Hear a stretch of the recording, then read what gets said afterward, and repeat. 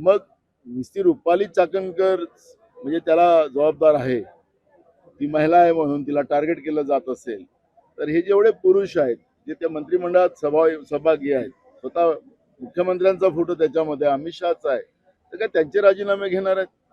नुसतं आता खरातच नाही तर नाशिकमध्ये पुन्हा अजून एक जे आहे त्याच्यामध्ये अधिकारी आहेत, काही मंत्री आहेत, मंत्रालयातले अधिकारी त्याच्यामध्ये सम्मिलित आहेत आणि त्याच्यामुळे एक मोठ्या प्रमाणात नाशिकमध्ये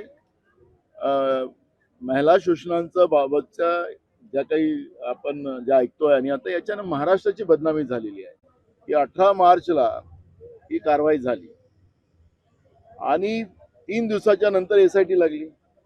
आता हे 3 दिवसाच्या नंतरची एसआयटी जी लागलेली आहे, आम्हाला संशय, मला स्वतःला संशय आहे की काही लोकांना टार्गेट करण्याचं, कारण की पोलिसांनी गुन्हा दाखल केला, पोलिसांना चौकशी करू द्यायला पाहिजे होती, पण ती काढून पोलिसांची चौकशी एसआयटीला देणं म्हणजेच काहीच लोकांना त्याला टार्गेट करून त्यांना ब्लॅकमेल करण्याचं काही प्रयत्न सत्तेमध्ये बसलेल्या सरकारमधले काही प्रमुख जे लोक आहेत त्यांचा आहे का?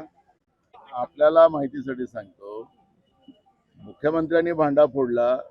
मागच्या वेळेच मी विधानसभेमध्ये पेन ड्राईव्ह दाखवलं, त्यावेळेस मुख्यमंत्र्यांनी का लपवलं? काय ही अशी घटनाच झाली नाही असं मुख्यमंत्री स्वतः बोलले, रेकॉर्डला आहे. आपण प्रश्न आहे म्हणून उद्या स्थगनच्या माध्यमातून सरकारला या सगळ्या गोष्टीचा खुलासा द्यावा लागेल आणि वेळ आला तर सरकारला राजीनामा द्यावा लागणार. त्यामुळे हे सगळे प्रश्न उद्या आम्ही उपस्थित करू, आम्ही स्थगन मांडू, कारण की याच्यात महाराष्ट्राची बदनामी आहे.